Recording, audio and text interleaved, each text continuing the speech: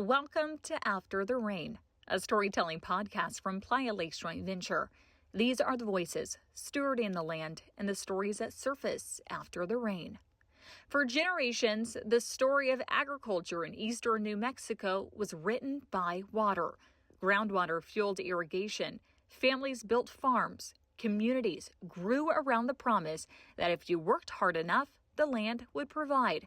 But over the last several decades, that story has changed. Declining aquifer levels and recurring drought has forced producers to think differently, not just about how they'll farm next season, but about what they'll leave behind. For Bo and Drew Stevens of Pleasure Lake Farms, those questions became impossible to ignore. I grew up on the farm here. We grew corn and wheat and just typical row crop farming.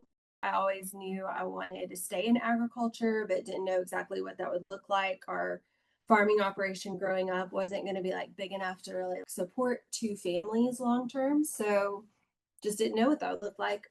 In the meantime, Bo was working with my dad and really learning about kind of way we had always done things. But even then we knew on the horizon, hey, you're going to have to adapt. Things are going to change. We don't have the water that we've always had. So we were already having to be okay, how are we going to be more efficient with our water? What's this going to look like? Those conversations eventually became something bigger than simply planning for another growing season. Bo and Drew began looking years into the future. They knew some irrigated acres would eventually become dryland. They knew there were parts of the farm that repeatedly struggled to produce crops. Instead of asking how they could keep farming those acres, they started asking what the land was naturally designed to do. That search eventually led them to restore the playa behind their home.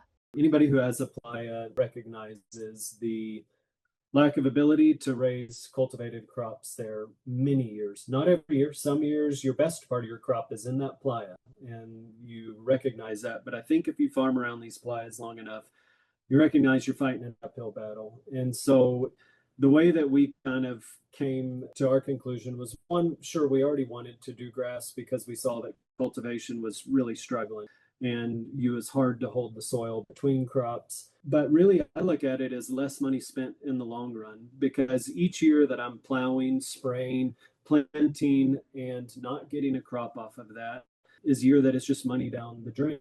And so for us, we were able to spend a lot of money up front, but obviously that was cost shared and primarily paid for by Playa Lake Joint Ventures. So that was not so bad because somebody else was really footing most of that bill for us. And now here we are. It's a drought year. We still got a crop of hay off of all this ground around that playa. For Bo, the decision wasn't simply about restoring a wetland. It was about making the operation stronger for the long haul. For Drew, it was protecting something even more important, the family's future. My biggest why was we were noticing our neighbors around us were starting to not even have enough water for their house wells. They're hauling in water and having tanks. We do not want to be reactionary and have to be in a situation like that. So we were we want to preserve the groundwater around our home primarily, and then also in any of the land that we have. So we started with this here at our house. Our water has held really steady since doing that. So we've already seen just a lot of success with that. We're not losing water each year. Since restoring the playa, the Stevens family has watched the landscape begin to change. Grass now slows rainfall before it reaches the wetland. Wind erosion has decreased. Cattle graze where crops once struggled. And beneath the surface, they've noticed something even more encouraging. The closest well to the playa is the house well we use. And we just had the pump go out a few months ago, and we checked the water depth, and phenomenal water depth. We have seen no drop in that well at all. And we'll pull it here in another couple years to check it again, because I'm thinking that we're kind of on the rise and the rebound. And part of that is because we changed our irrigation practices close by. And then the other part is we have tried to revitalize a playa that would directly feed that well. We're not on a knife's edge with our water. We feel very secure with what we've got. That security has brought something many producers hope for: confidence. Not just confidence for today, but confidence in tomorrow. One evening, while checking cattle with one of their 4 daughters, Drew realized the future she had worried about might look very different than she once imagined. We were checking cattle and she was like, I really like this. It was really refreshing to be able to ask her the question of, hey, could you see yourself ever doing this, taking over their land? And she was like, well, maybe. Whereas before I was like, they can't do what we're doing. There is no future for row crop farming, all of this.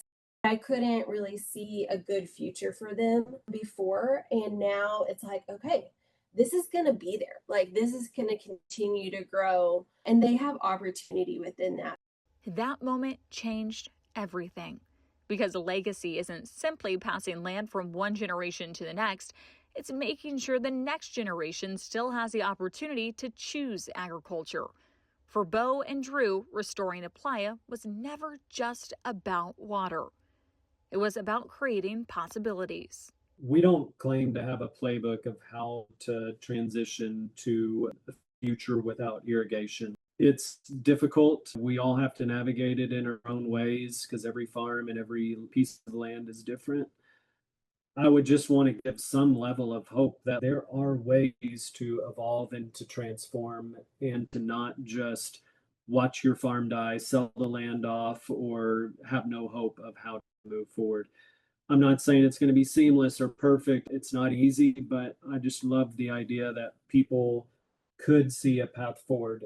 Neither Bo nor Drew believe every farm should look exactly like theirs.